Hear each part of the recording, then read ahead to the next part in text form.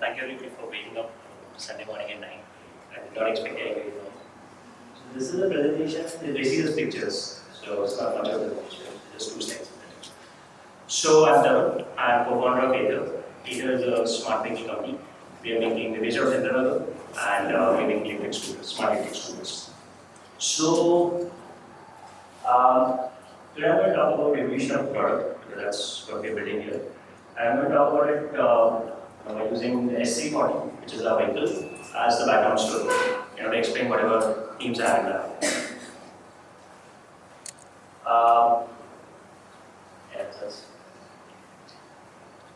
Now, I'm going to talk about four broad themes. So, the entire presentation is pretty much around those. First is be your own customer. Empathy can really only take you so far, and this is really as a product designer.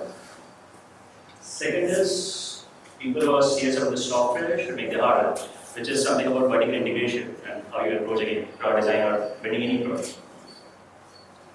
Third is the importance of design in any product and how that should, at least now, from most engineering requirements.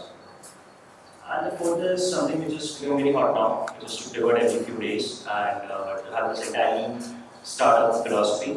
So something against it. So let's start from here. We started Ether in 2013. We graduated in 2012 from IIT Madras, and the way it happened is I filed a patent on lithium and battery pack design, and because we filed a patent and it seemed really exciting, and the job was super boring, I just started going out and meeting a lot of customers and trying to figure out what makes sense of this patent. 6 months, so after interacting with a lot of people who own electric scooters, own electric cars, anything related to electric, dealers, parts dealers, people in the companies, I realized first that batteries seem to be like a big pain point. Because everybody was basically complaining about speed, which was linked to battery performance, and everybody was complaining about batteries dying off in 6 months to 1 year, which is obviously batteries, charging time, again batteries. So looking at it very analytically, me and Sophie, my co-founder, we both figured that if we sort of somehow solve the problem of batteries, that's it, we should have cracked this market. So we got started with it. We spent a few months just figuring out what's the batteries to use, how to build a battery pack, built a very initial first early prototype, and then we went back to these customers. So, little context here. These customers were not me or Sophia or anybody like us. They were what the market defined them to be, which was either the children, teenagers, women, or the elderly. So we were not really sure what their problems are. And they told us batteries seem to be the problem, so we thought, let's solve the problems of batteries. 2-3 months later, we went back to these guys, told them that, hey, we're building this new battery pack, and we'll retrofit your scooter with this battery pack, and bring up, I know, okay, will you buy this? And they said no. They could not figure out why, but they were not super happy with it. So that's when we started understanding. What was happening here is that, we were not our target. We had no idea what their problems were. They said something, but that was not what their real problems were. They talked about one problem, which was basically a feature-specific problem, but in that product was not very appealing. What the market really needed was a complete redoing of the entire scooter. So that's when we jumped this entire market research and everything that we had, all these reports out, and said that let's build something that me and Sopil would personally like to buy.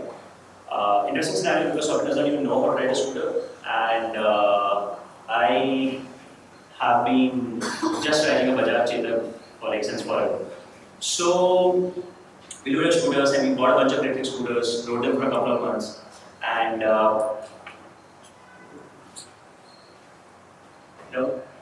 this is where we started from. That was the market that the way it was defined. Women, the elderly, middle-aged, children, all of that. Okay. We thought of quite a lot of time. Something that we would personally want to buy, that we would be actually money to buy. And finally came out with something like this. Suddenly, when we were building a product for ourselves, the specs completely changed. So what existed out in the market was something which had 250 watts of power, and the minute we said we want to build it for ourselves, we increased that by 10 times. So now we're looking at more than 2,000 watts of power. And today we're looking at far more than 2,000. Suddenly the thing that became really important was not the battery, but suddenly the dashboard. Because that really appealed to us. We wanted a touchscreen, we wanted navigation on board. We wanted to have our diagnostics, we wanted to have a good central console, we wanted to have great posture, great ergonomics. Suddenly these things, which if you look at the market, You will not cite as the biggest problems. You will not say that these are things that you really need to improve on, became the first thing that we want to overcome. So we figured, okay, that's what we'll do. We'll give our own customers. Now, the thesis here is that you don't solve a problem. Empathy can only take you so far. If you, I think most product designers are taught, and I'm sure there are a lot of product designers here that can correct me, that as a product designer, you should be able to put yourselves in the shoes of your customer, think from his or her perspective, and don't let your personal biases come in. I think that's bullshit. You need to sort of have your own opinion. You need to have your own problems, and you need to be solving your own problems first. If you're not solving your own problems, you're not going to be passionate enough about it. And if you're not passionate enough about them, you're not going to be building a great product. Period. Take any really great product. I don't mean something which solved a problem and went on the Facebook pages 40 interesting innovations in the last year. Something that really became big. Whether it was something, anything out of the Apple stable, or any of those wrong products, or any interesting stuff, has simply come out because those guys really were the customers, the entire product team or the main guy behind it, and they wanted to build something that they would buy first. Okay, and then they figure out how many more Steve Jobs I can find out in the market, or how many land page I'll find out in the market. I think first you should be doing something for yourself, because only then you will truly driven to solve that problem. Otherwise, it's just going to be a job. It's not going to be passionate enough for it. So that's my person. Next is something about vertical. So we figured out that that's what we wanted to build. We got into it. We went into a very long, deep prototyping phase. That's sort of he's building a prototype of the battery actually to do some range simulation. We spent, I think, 9 months doing nothing but basically prototyping everything and everything. And along this process, we came up with a few more theses of our own. First was that everything that will go inside this product would be designed only and only for this product. We're not going to be using anything off the shelf. Now, little bit of context again. How a typical automobile company works is, all automobile companies, they are great assemblers. They are all basically, people, they are OEMs, they are manufacturers. They will buy, let's say if they were building an electric vehicle, they'll first go buy the battery pack from somewhere in China. They'll go to Siemens and pick up a motor that they use in their fans. Then they will go to a company which makes controllers for pumps and they'll pick up that controller. Then they will go to a Honda and pick up the frame from an Activa. Then they will go to the supplier of Honda and get the bodyworks from those guys. They'll get the lights from somebody else. Blah, blah, blah. They basically collect everything. That's why they have massive operations team, huge sourcing team, and the entire company runs from those. You don't have product design companies anymore. None of the automobile companies are product design companies, to be honest. So, but they're very efficient at this bit. They get all these bits together, they'll put together a vehicle with it, and they will start assembling it, do all quality checks and ship it. The problem with that approach is, when you pick up everything off the shelf, your product always will get dumped down to the lowest common denominator of your suppliers. If your supplier is basically building batteries for, RC helicopters, and you're using those same batteries for your bike or your car or scooter, they are not perfect fit. There will be a lot of features that they will have built in which have massive overlaps with other components. You will basically first build a casing around it, which will take the load, and something else will take the connection, and something else will take everything. Lots of fat there. So the best approach there, in our opinion, is to bring in everything in-house, to have the same team know, understand, and work on pretty much every component, and have everything that goes in designed for that specific product, nothing else. You may not come up with the best battery, you may not come up with the most versatile controller or the most versatile motor out there, but at least you will come up with the best product out there. So that's another thing that we do. So that's the reason, we've got everything in-house. Today, except the motor, and we just needed that you don't have the motor in-house today, but today, everything except the motor is basically in-house. Whether it's the battery packs, the battery management systems, or the chargers, or the frame design, the styling, the side stand, the seats, everything that goes inside it, even the wiring harness is done in-house today. So we're not prepared for it. We totally are not. And when we were doing it, it was just literally 2 of us. And even later, when we raised $1 million of funding, it was just 12 of us. We did not have enough people for all the groups we have. But that's the belief we have. We have to get there. If you have to build a team of 100 people, then you have to build a team of 100 people. but the best product deserves it. That's the first battery pack that we do. It's lithium-ion phosphate battery pack. That's the first frame. So again, just doing that same philosophy, we refuse to use a frame from an existing scooter. We refuse to retrofit anything. It was very ugly. It had horrible ride quality. The worst ergonomics in the world. It was off by 20 centimeters wheelbase from a wheelbase perspective. But at least it was something designed and launched. And now finally we actually so don't laugh at this. This got 25 pre-orders. People actually like this. So the ride quality was like the overall experience was nice enough. But this was version 1. Let's see if we have over here. That's super. Okay. Third part. Design over engineering. Shantanu is here. Shantanu. So Shantanu is our vehicles stylist. So after a couple of months, after building a new prototype, we took a call that okay, now we want, and we were getting pre-orders. People were actually paying us money upfront to build this, and we are probably 3 years away from building anything or shipping anything. So at that point, we took a call that what the customer really cares about. So this would happen quite frequently. We'll go on to pitches, we talk to people, and we'll tell them, about this really cool lithium-ion battery that we're building, or this really, we're not using analog battery management systems, we're using digital battery management systems. They would understand nothing, they did not care about it, which is pretty obvious in retrospect. So what they didn't care about was the style. What they didn't care about was if they did see the vehicle, the ergonomics of it. So obviously, pretty logical. Those should be the things that are way up in our priority list. Now again, developments. Typical automotive development does not start from that. Typical automotive development basically starts from your basic sourcing operations team, who will tell you that these are the components that you can use.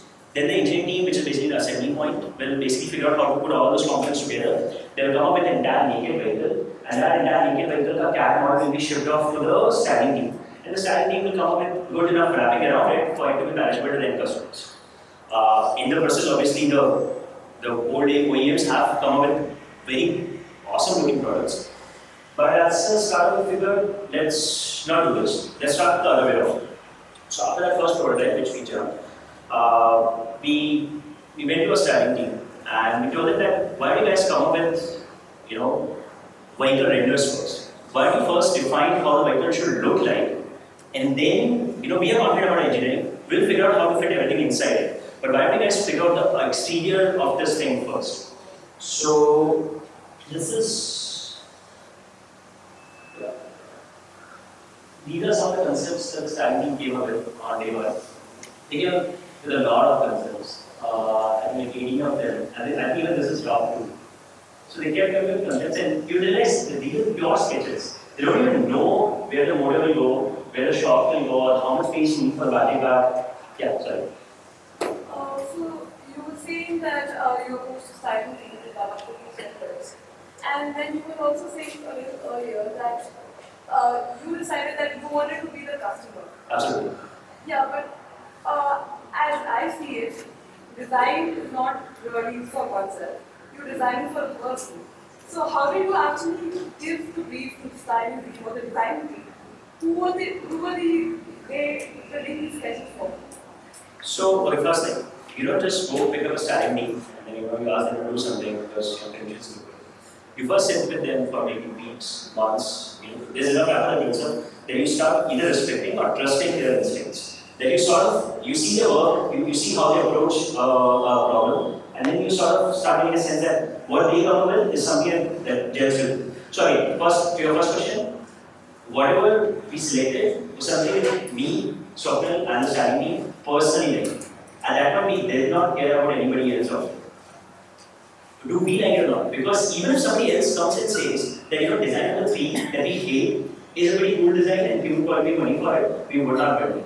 Because we know we don't like it. So if we don't like it, it's not going on the market from us. Pretty clear about it.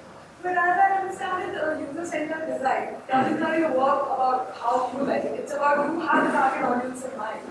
And you could be designing for that. And the question is, how you make this for yourself? Absolutely. So that's what I started off from. Technical design teaches you that that's pretty wrong approach to take. That's very amateurish approach to take. When you start designing for yourself, you get caught in this whole problem of your own biases coming in and you not remembering what the market really needs and then you're going on a trajectory which is not sensible. My opinion is if you're the right sort of person, that's the best that I can take. Because only that can lead you to the best product. If you're not designing something that you absolutely love, you absolutely believe in, the end product cannot be as predictive. It's just feeling. It never is. So the first step is to make sure that what you're getting out is something you like. The second step, which is a very important step, is hopefully there are enough people out there who actually like what you are coming out with. So if you're a wacky guy and you really like, for example, something like this, or you're not good at it, maybe this. We don't know. Maybe we might have found like 50 other people in the country who might have liked this scooter. So that's a big, leap of faith. That what you are coming up with, there are going to be enough people out there. That's a larger movie that we Sure. So the point is, that's our thesis. Our thesis is that we don't really care at that point how big a market we'll find or who is really a target group. For us, the only target group that we can really advertise with is basically us. Because that way, we don't need to, change hats every few hours. Okay, so I like this, but let me step in the mind of a 32-year-old who's a target group and how is he going to think about it? Or let me step into the mind of a 16-year-old who's just got his first scooter and let me think how he will think about it. Do I, as a 25-year-old, like it or not? If I don't, then I'm not going to find maybe any other customer because I don't think I'm really good at stepping into the shoes of a 30-year-old, 60-year-old, or 40-year-old. That's very messy. It's very hard. I don't think I'm trained for that. So it's best to stick to what I'm good at, which is telling anecdote. So at this point, we just went through a lot of concepts, and eventually we came up with this. Because this is not a final draft. This is a draft that came up then. This is back in 2013. Since then, the designs evolved quite a lot, but for various reasons, I can't do that. But this is what we came up with. All of us did that. We felt that this would resonate with a lot of our target audiences. And this is when we then feel a little bit of weakness. We then go out to target groups again. And this is the time we actually got the pre-orders. So the pre-orders time, that reloading, videos of it running, and these renders is how we went out with. And people, okay, look at something that looks like this, and that's the specs that we're talking about. So a quick primer on what you're doing. Typical electric scooters do 25 km per hour, very poor acceleration, 5,000 km battery life, and 8 hour charging time. What we're doing in Ethernet is something at a 75 km per hour, can out-accelerate a 100cc petrol scooter, has a battery life of close to 15,000 kilometers, and charges up in less than 1 hour. So simple 4 specs, and this is how it is going to look like. And we priced it at some number which was higher than active or lower than this bar. Just don't think that we're going to sell this at this price point. Would you have telling us that you hate your vehicles, but you really like the concept of electric vehicles, would you buy this or not? They loved the idea, they gave us pre-orders upfront, we ended up getting 6 lakhs, and that was really for us the genesis of the entire startup. Because now we find that we are not doing something like that, And that's really your fear as a product designer. What you're doing is in the back end, only you and your co-founder likes it, nobody else likes it. At this point, we actually had a few more people. Maybe they did not like the design too much, maybe they were not very happy with the specs, but the overall concept, they completely wanted it. The combination of all of those. So that's very important. Now we actually have people who will pay money for this. So that really kickstarted. So yeah, these are products after that. We kept prototyping, kept improving. This is digital elements, so that's the first value product, that's an auspicious. That's our first digital paint office where we were not basically just camping for free. This is a diamond research park. This is product 3, this is sort of the first funding. Sorry for that. This is the first version of the digital dashboard. This is a clean model. This is a new office. This is the latest prototype. Quick video of the course. So this is from the vehicle.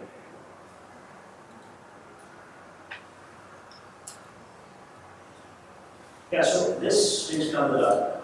So over the last pretty much 2.5 years now, we have been building this. We have been thinking about this. Since March 2020, we have been actually prototyping these vehicles, these components. So it's been quite some time. It's been more than 2 years now, and we're probably still 10 months away from actual shipping. So we're at a 3+ year horizon before we actually start selling anything.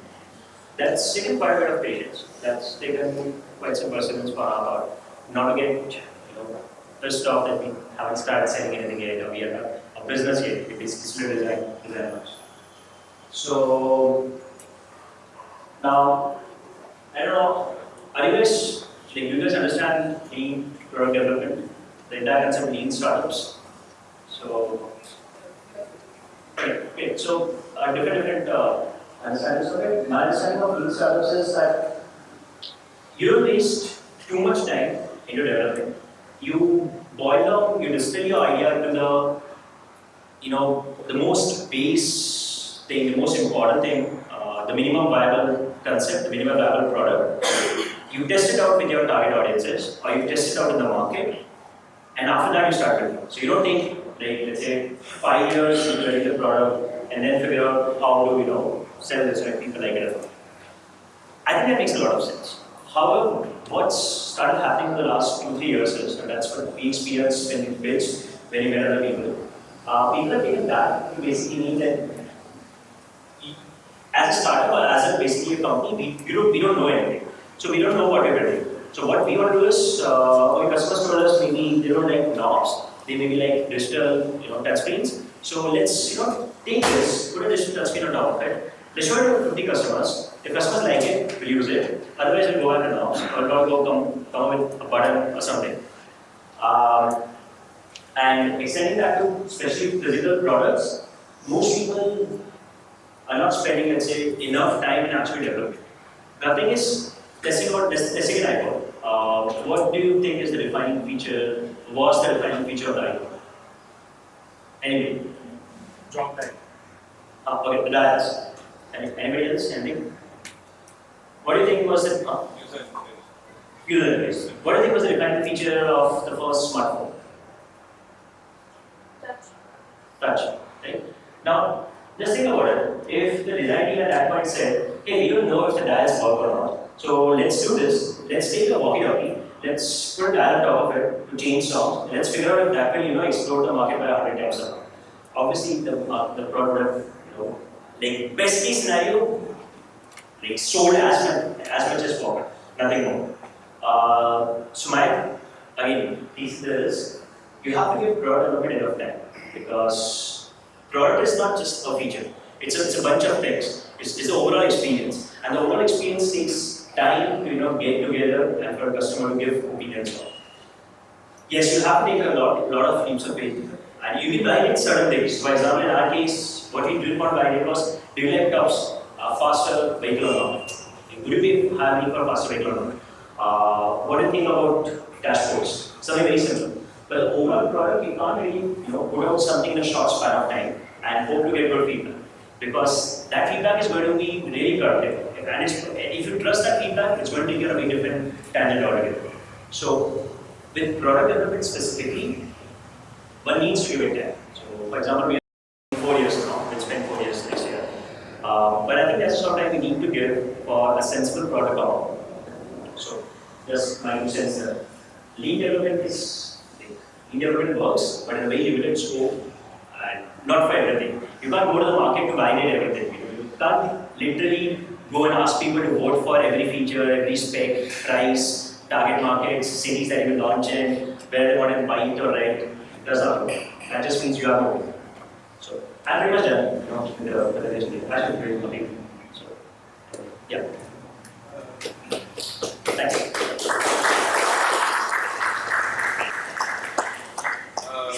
I think one takeaway from what you have been talking about the lean product development operating if you look at yourself and designing first, Yes. is instead of going to the market and asking what people want. I think one important aspect that is the learning is that the market will anyway say what they already know. Absolutely. And, Every day.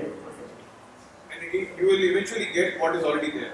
I write scooters quite a lot, and I'm super bad with geography. I do not remember ways anywhere. Even today, I took like 20 minutes to find this place just wandering around here. So I always end up using navigation. I'm a big fan of Google, so I always end up using navigation. And what happens is, let's say I'm coming from Indranagar to go to Madiwala, or let's say Singapore. I'll probably stop like in every junction out there, on my scooter, and take out my mobile. I'll wait for GPS to turn on, maps to turn on, and then it to activate it. Then I'll say I have the left turn, the left task. That will be irritates me, small thing. So to me, like it was we need auto navigation. Now how, so but just like example today somebody was asking why do you have a touch screen, maybe we should have buttons. Maybe we should. But that was a very clear, I basically wanted this on the dashboard. Pretty simple, nothing else. So to us that became like the central thesis. Now at that point we did try this. We did talk to a couple of people and we asked them, what if we had, like a tablet on the dashboard. The idea was not very clear. We just said, we'll probably have a tablet and we'll probably have navigation. The response was very so-so. The response was like, maybe, but yeah, I can use it on my phone. It's okay. I don't need it like on the tablet. Okay, fine. But we just believe that we have things, let's stick to it. Let's build this and then we'll see. Then we had a prototype which we showed the picture, a very rough version of the dashboard. And after the vehicle we started recording it. And suddenly the perceptions completely changed. When people actually see a tablet integrated, when they actually see, so for example, we have profiles on the dashboard. We have modes, you can control the vehicle response, you can control the throttle response, the vehicle, remembers all stuff that you do, how you brake, how you accelerate, how you speed, where you go, how you go, and it improves based on it. It obviously has navigation. When all of it suddenly came together, like a bit complete. People, if you pitching like this is in Chennai, middle of last year, June, July, they did not really give a shit about the electric vehicle bidder. They said, can I get that on my scooter? I'll pay like 15,000, 20,000 rupees extra if you can retrofit my scooter. Obviously, waterproofing, weatherproofing, all of that. If you can have a good tablet integrated on my dashboard on my scooter. Now, so yes, it completely is. You can't really trust the market to tell you what to do. If you could trust the market, you would not have startups. Like larger companies would just send. They have enough market research team. They will go out, they will get all the gold out there, and like done. There will be no scope left for anybody else to do it. The reason you can innovate, you can still start product startups because hopefully the thesis that you have is differentiated enough, and nobody else believes in it. So that's the best part. So nobody else believes in it, so nobody else will know about it. You have a target price in mind. How confident are you achieving that since you're designing everything in-house? So designing everything in-house actually allows us to control costs quite significantly. If we were to, to throw an action number out, if we were to build this using completely off-the-shelf stuff, I think we'll be looking at a bill of materials of 1.3, 1.4 lakhs. If we hit economics of scale, let's say 40,000, 50,000, maybe we might bring it down to 1.2, 1.25 lakhs. That's it. And that's just the BOM. That's not even like any margins or factory or SNGX, any of those expenses. But bringing everything in-house allows us to cut down costs on a lot of stuff. So, for example, I can give you one number. The VMS that we build, traditional industry yarn there is that everybody uses an analog VMS, especially in applications smaller than small like this, not a car. Everybody uses an analog VMS. Here, because a digital VMS is supposed to cost like, an analog VMS will cost you $30.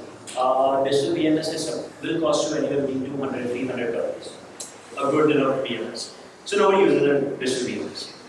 That's what we also believe the issue. Then you got the digital VMS in-house. We started working on it. And today the digital VMS actually cost us less than the analog version that we ourselves built.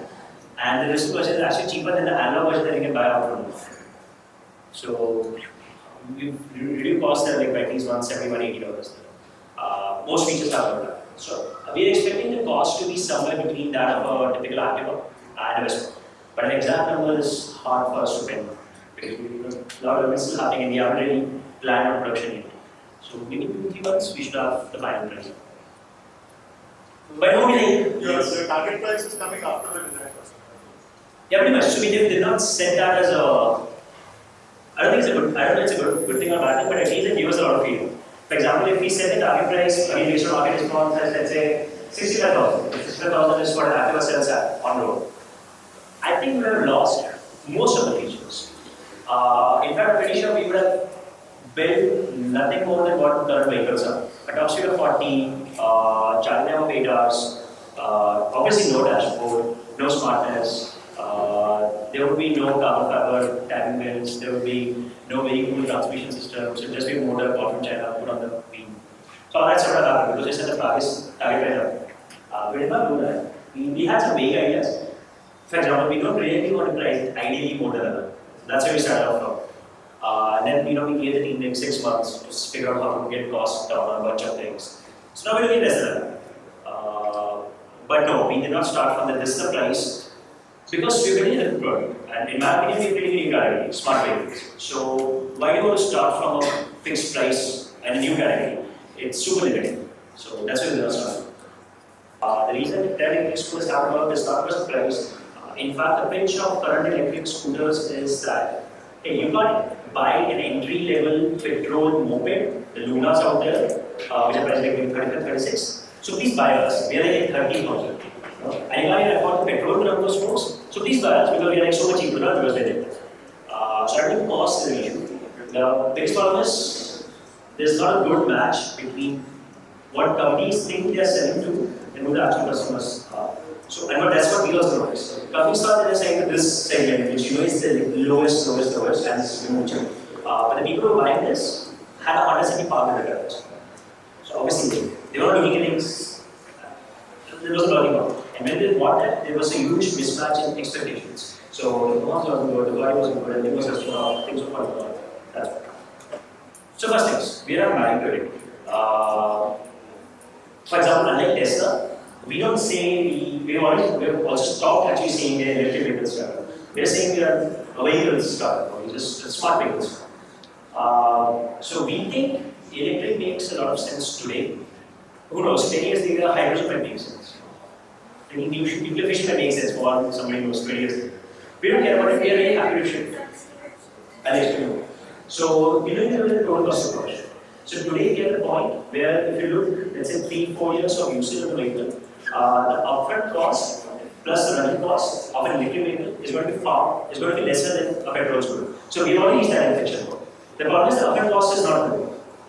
And that's the reason it's not a major mass market product yet. And that's the reason bigger companies are getting it.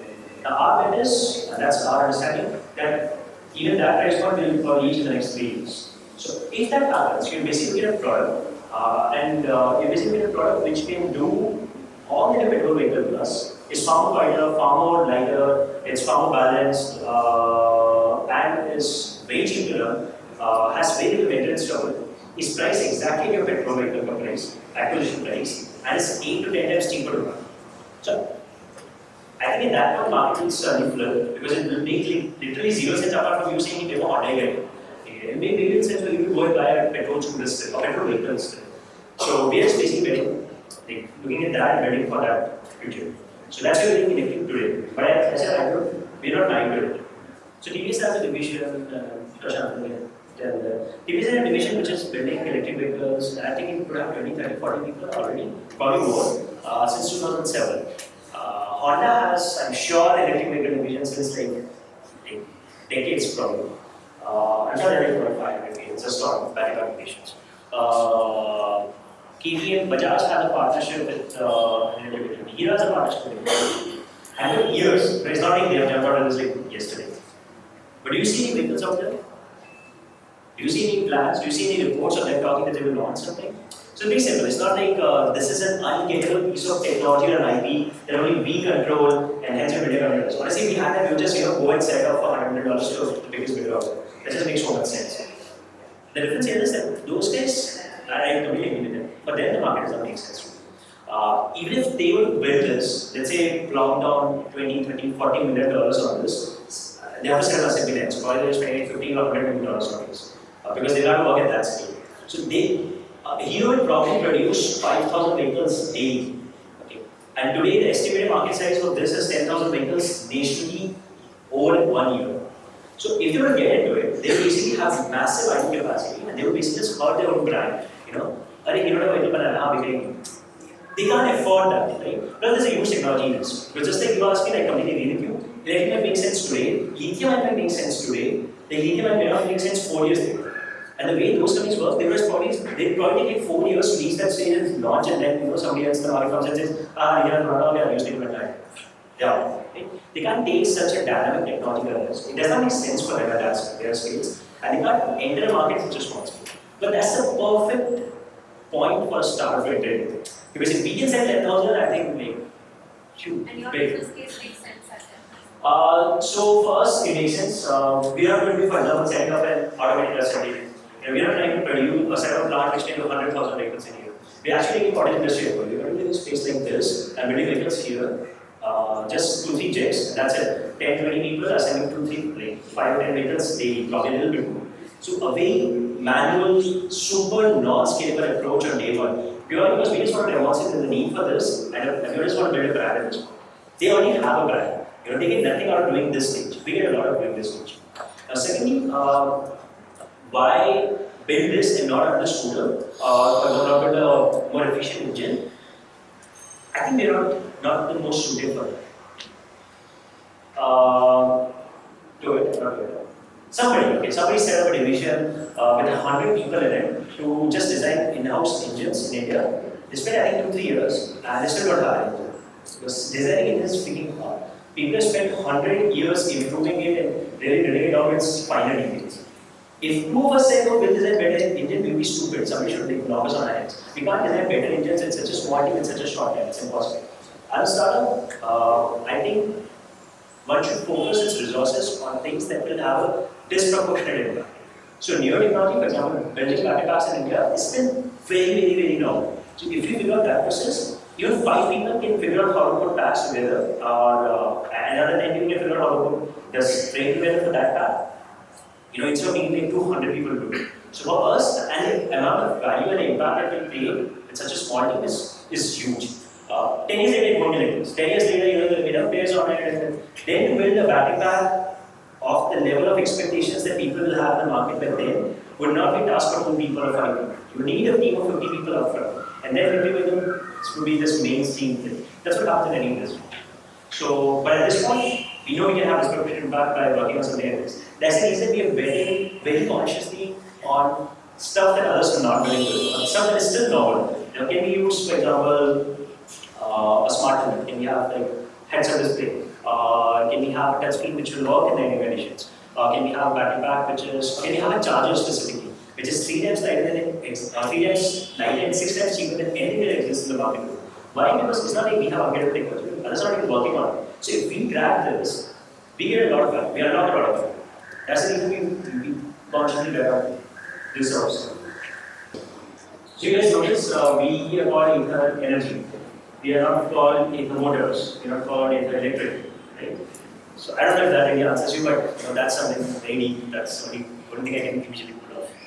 So me and Chandra have been calling ourselves Ether Energy since way back our second year in IIT. So we used to call ourselves AETHER. We used to fancy ourselves as this energy company that we're going into. So the point was we were working on Sterling engines, and okay, so there are certain things which are very standard, which don't change in any industry. That's the reason we're not in electric company. Because we believe that electric will cease to make sense 10 years later. That's not a fundamental truth. But one of the very fundamental things is that you will always need energy. You'll always need energy to run your vehicles. One was about time because we had was then it became petrol, coal, then petrol, and then today it's electric, so another day something else. But if you are in the business of producing, storing, and distributing that energy, I think we're on very firm ground. So that's what we always wanted to be in. And that's the reason why instinctively we immediately went to batteries first. And that's the reason why we do the chargers and the smart grid and all those things in-house. Because long term we see that as our vision. We really want to be in the energy business. We want to be doing a lot of stuff with it. In the short term, and short term is basically 5 to 10 years. In the short to medium term, we basically are waking up. We are going to be focusing on futuristic technology in the vehicles. Now, that's a very little thing. What we consider as futuristic today may not be futuristic if you were to go look at a concept vehicle in Detroit today. Right? But that might be super futuristic for 2-wheelers in India right now. But some things are very interesting. Some of the very deep technology that are going in are very interesting. So as a company, we'll always focus on those sort of stuff first.